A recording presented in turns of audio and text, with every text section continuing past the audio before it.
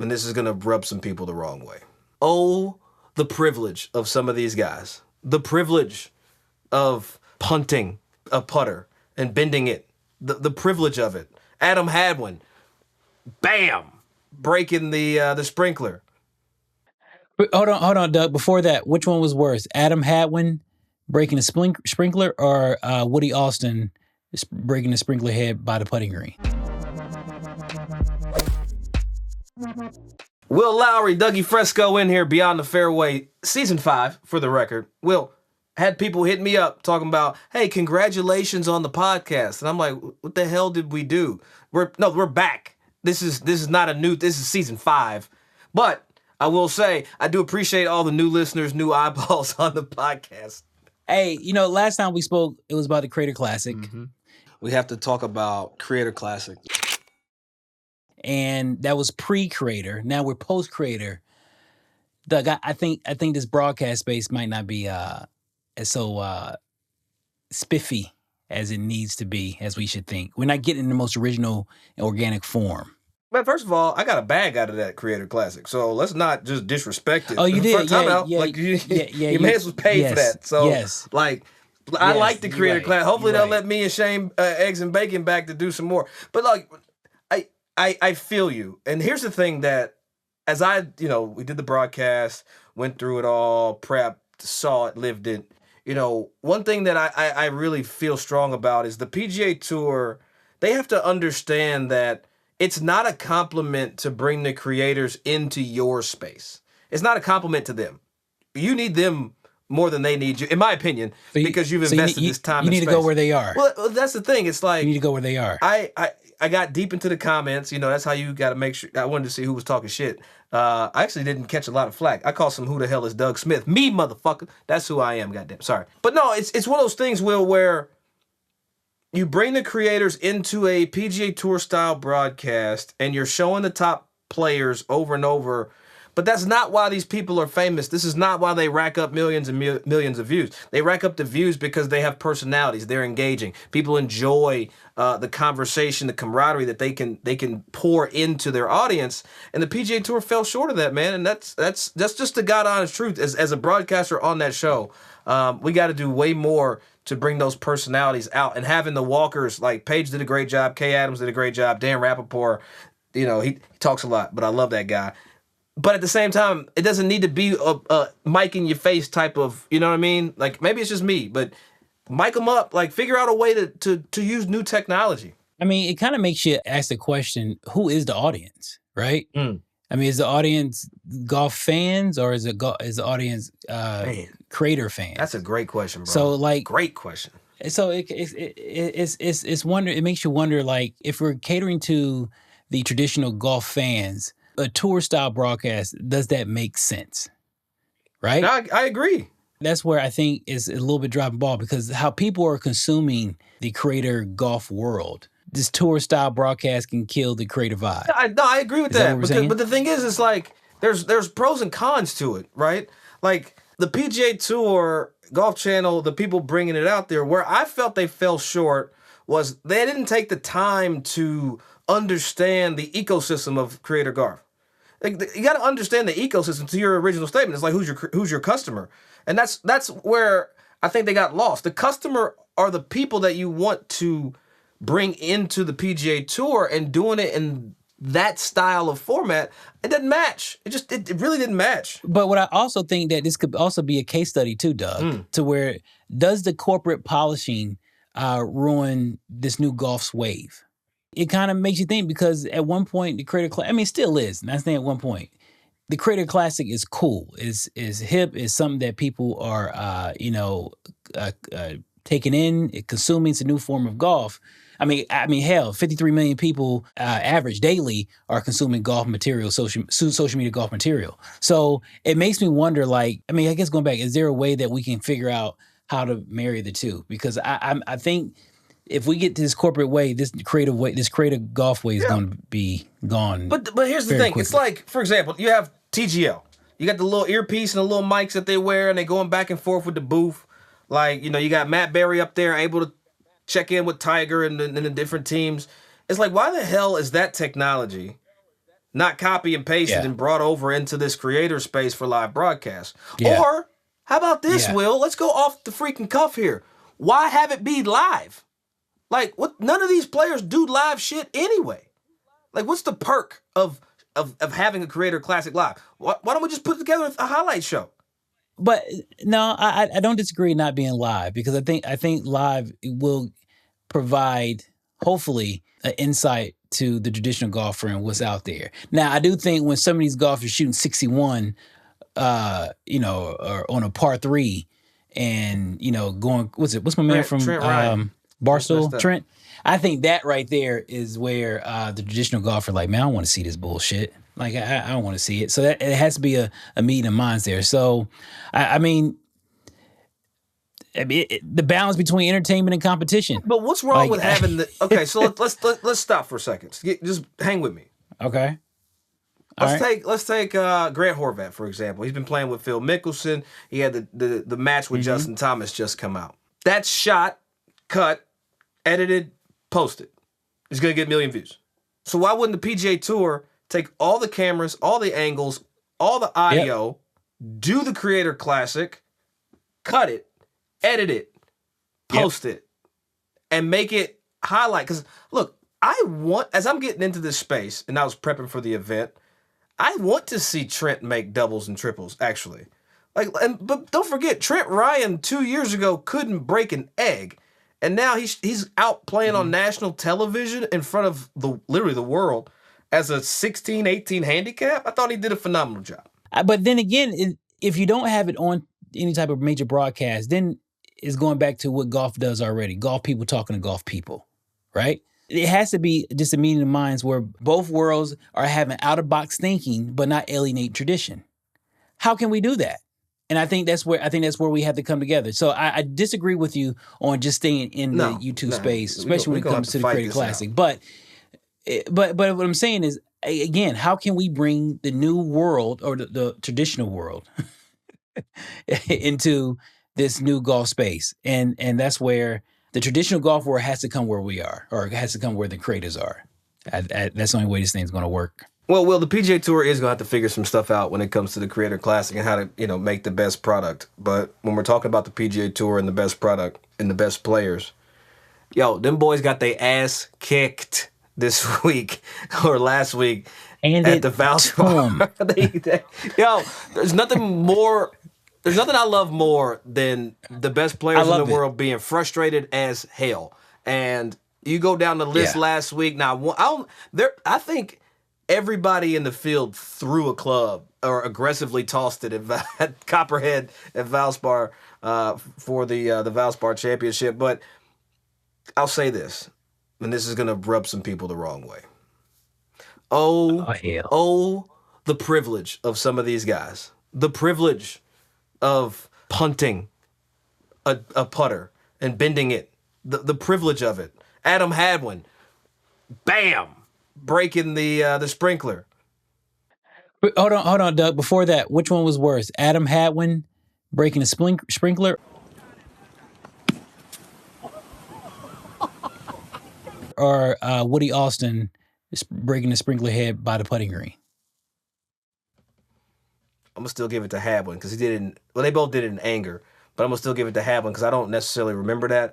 But even Sahith Theegala will. Sahith, our guy, our homie, melanated brethren. Yeah, my man hit a shot. Now, and tomahawked man, but you know what? Him off the tour, Doug. But that was the best. But hold on, that was the best swing. Sahith had it that whole day. So that was a good swing when he threw that putter off into the trees. I liked it. I am enjoying I think it's good. This toxic tour. Like this players just kind of pissed off right now and showing it. We had a bunch of, and this is gonna sound disrespectful. I'm not meaning it to. We had a bunch of Cameron Champs, man. Just stoic, blinders on, head straight, Dustin Johnson-y type of cats that, now it's like, man, fuck this club. Punting shit. That shit is hilarious to me. At certain moments, they look like one of us. And the fact that, when I'm seeing, the leaderboard around 6, 7 under, deep into the weekend, bro, I know. I mean, that's some U.S. Open ish, right? That's some shit that where people were struggling, and I just love it. And speaking, when you see the person who came out on top, shit, where the hell he been the last year and a half? So that makes me kind of it feels good that you seen the human side of some of these players, I guess. I just like the feistiness, man. But when you take all of everything and put it together, and when I say everything, you talk about the split, the PGA Tour Live. You're talking about the shrinking of the playoffs, right? Going from 125 to 70. And we saw with Justin Thomas a few years ago when it came down to the stretch. I mean, he was playing out in your way. What's the last tournament of the year? I always forget the name of it. Down Greensboro? Yeah. The Wyndham? Yeah, played the Wyndham. Championship? I mean, Justin Thomas had to play the Wyndham 2 seasons ago. To get into the playoff. To try to get into the playoff. He still missed it. But that's what I appreciate a little bit, because now the whole season's more of a grinder than it has been ever. And so I love getting to an Innisbrook and these guys getting their ass kicked and showing it. I wonder why the PGA Tour don't like that, though. I don't think the PGA Tour like to see the players struggle too much. I don't know if that equates to losing views or what. Because if I can get, let's say we go, 4 tournaments a month, if I can get half the tournaments where these guys are struggling, I absolutely adore it. I appreciate it. I really do. To your point, I like seeing a U.S. Open-ish style event in the regular season. In regular season? I want to see, look. Of course. Innisbrook, you were right. Going into round 3, I think it was Nico Echeverria. He got it all the way to 7. And then coming out of round 4, Victor Hovland gets the W at 11 under par. Still fairly low. I want to see single digits a couple times other than the majors, personally.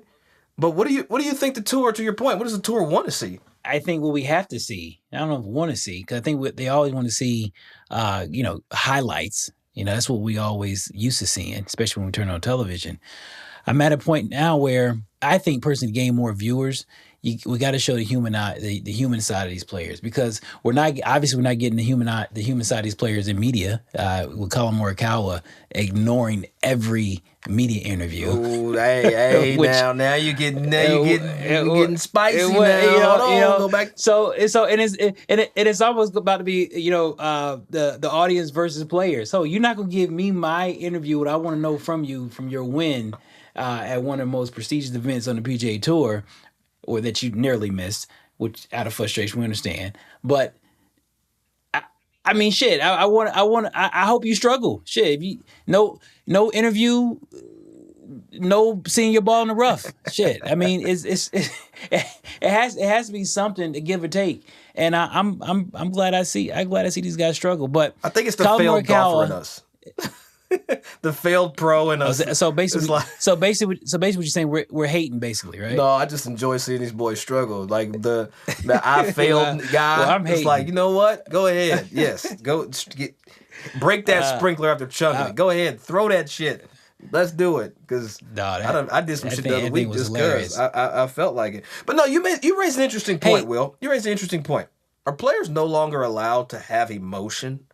Because you mentioned and you touched on Collin Morikawa, Bay Hill. He gets beat. Let's just be honest. He got his ass beat, and that's okay. Like, a good golfer wants to be beat. And the fire came out of Collin. Didn't do media after the event, and then everybody kind of came for him. Rocco Mediate, Brandel Chambly kind of came at him on some you have a responsibility to the tour, yourself, your sponsors, the fans. Is that disrespectful? Do I have to do media after I'm angry and I don't feel like it now? Is that the expectation? That's a good question, because given not to name Steph Curry drop, but I've seen Steph where he's irate, abhorrent, and he does media, right? I don't know if golfers are in a space right now to ignore media, especially when we're trying to grow the audience, especially when there's a type of stigma that's over the golf tour that's boredom and stagnant. So if the golfers can understand, show your frustration, show your emotions, it will probably bring a lot of audience closer to the game, closer to the PGA Tour, more ratings, more viewers. This is first world problems. It's first world problems, bro. But I feel him though. Yeah, I know you feel him, but I don't know if you should feel him. I don't know if you should feel him because who does he owe anything to? Like, he doesn't owe us a response. He owes us to perform. No, he does. Like, no. I think he does. Oh, I think there's a certain level. Incorrect grammar, I know, but there's a certain level of owedness that is owed to us, right? Because you're robbing audiences, kids, on how to overcome adversity, right? You're robbing, the traditional golfer that is a fan of you, that is, paying subscriptions towards, a lot of these outlets. I want to know how you're feeling in the moment. Granted, we saw again with Roy McIlroy when the U.S. Open, after he had that debacle, he went straight to the car. I mean, it's moments like that can bring and gravitate these audience to the game, especially the PGA Tour. But where are you allowed to be human? Like, when you are in the public eye and you got beat and you are pissed and you are not fucking happy about it, like Collin was. Like, I don't understand why, and I get it, we're media now. I don't really identify as it, but why can't I be upset? Why do I gotta answer your question when I just lost? When I'm the one that's hot? You why do you get to talk to me? You ain't got it. Why do you get to talk to me? Because this is a job. This is a job that you chose, bro. This is the job that you chose. He chose to do media. That's the job he chose. He chose to be a professional golfer. You chose to be a professional golfer, and with being a professional golfer on this particular tour, you have to inform your audience, especially the people that I guess someone write the check and sponsors, that you got to answer a couple questions. Big, mad, happy, glad, or sad. Just wipe your ass and be glad. So I'm not allowed. It's just I'm not that allowed simple. to be upset. Is what you're saying? I gotta suck it nobody's up saying no. and answer Tom, Dick, and Harry's question. That's the problem. You can still be upset. Just be upset in front of the camera. Just, choose your words. Let your emotions be shown. But you still gotta be in front of the damn camera. I just remember back in the days when I was on Big Break, right? And when I lost a challenge, I had to get in front of the camera and let everybody know why I was upset. So hey, if they want to call me, I can tell them how to get centered. But why well, let me tell you this though. Why we bullshitting though? When Justin Thomas wrote that letter to the tour, to the players, like, hey, we all are in this together. We have to, show a little more emotion, be a little more personable. It also means that you show your personal side when upset, when bothered, when things aren't going right. And I think that's a ball drop in Collin Morikawa. I still love him, still a huge fan, but I think he has to do better than that. Speaking of when things don't go your way, Rick Pitino had a locker room coach's moment. Like, Doug, when we talk about being a coach, there's certain ways that coaches can communicate to us, right? Yeah. It's not so much coaching, but it's a language in which they speak. And Rick Pitino had one of the most, most iconic speeches to me, especially when it comes to being an athlete, playing sports as a young man. And I think every athlete, boy or girl, young athlete, boy or girl, really needs to listen to what he said in this locker room to his players at halftime. Dig in! Every time you miss a shot, your game deflates. We don't care about your missed shots. Play defense! You guys keep blowing opportunity upon opportunity upon opportunity. You're like children with bad things happening. Instead of digging in and be tougher, you wilt. Where is your toughness? Where have you guys been raised that you're so weak mentally that you just give up when something doesn't go right for you? Don't you know what adversity is all about? That's the game of life, not the game of basketball. You don't get down when things go wrong. You dig in and get tougher. Your whole life's going to be adversity. Learn how to deal with it. I tell you what, man, I've been in some locker rooms with Rick Pitino giving speeches before. It's a different Rick right here. Now, Rick known to MFABC now. I can recall a time or two back in his Kentucky days in the 90s when I was a little kid, ball boy. Wow, honestly. Like, bro, it's such a major connector to me, right? And this game actually give me chills every time I listen to it. I think probably about 40 times since you sent in the group chat. When you think about all the stuff that life throws at you, right? And it's not so much, if you think about in the aspect of basketball, life is going to throw, missed shots, turnovers, and sometimes turnovers may not even be your fault, right? But it's just, how do you get back center? How do you recover? Right. And then we go back to, kids playing golf, young men and young women. A shot may not work out, but how do you recover? Yeah. And the post bad shot recovery is, I think, that can take you so much further in the game of life. Right. Because we all know that life is going to bring you so many bogeys, dog. Doug, you and I, you my best friend. We know the bogeys that we have faced in each other's life, and we know the bogeys and double bogeys that are going to come. It's not all going to be birdies and eagles. It's not going to be feathers all the time, right? So when you think about the aspect of these kids grasping how to get back centered after a bad shot, right? And I say all that because I don't want to get too biblical, but there's a scripture in the Bible that says, "Count it all joy." Welcome to the trials and tribulation that you're going to face, because bro, you're going to face these trials coming up in life. So when you have these bad ideas and these bad shots in your golf space, how can you get back centered? So we practice pre-shot routine. How can we practice our post-shot routine? I love it. How can we practice our post-shot routine after a bad bad shot routine? How can we get back centered? Because however you get back centered is going to take you further in life, and you gotta apply those same routine rituals or whatever it is, because bro, it ain't gonna be easy, man. And I know more and more as we, keep living, and more bogeys and more doubles are coming. So that's why I love that speech, man. I listened to about 45 times, bro. But like Pitino was saying, like, where were you raised to where it's easy? Right. Where did you succeed every time? Where did you hit every fairway and make every putt and hit every green? Like, and he even said it, like, I don't care that you missed a shot. Like, I don't care that you didn't excel in that moment. I care that you didn't bust ass back on defense. I care that you didn't do A, B, C, D.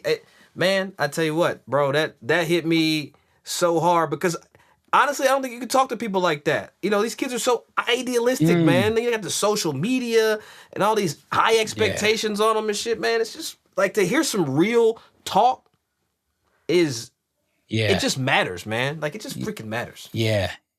Yeah, these kids are closing the refrigerator door at the hips now. It ain't as strong as it used to be. It's just not where it used to be. But hell, I mean, that's what we gotta live with these days, right? Yo, that's what we gotta live with. Be delicate. Yeah, man. But what's crazy? It's all these little softy, delicate people. They gonna get their ass kicked when they come across some people that's been through some shit and have realized how to handle it, just like us in this 5th season of Beyond the Fairway. We done been through it, from network to doing this shit on our own, man, under Crosshand Network. We've been through it too, and you know what? We gonna still keep putting this content out for y'all because we love it, and we hope you do too. Beyond the Fairway Season 5, Episode 1. Appreciate y'all rocking with us as always. Dougie Fresco, Will Lowery. We up out of here, man.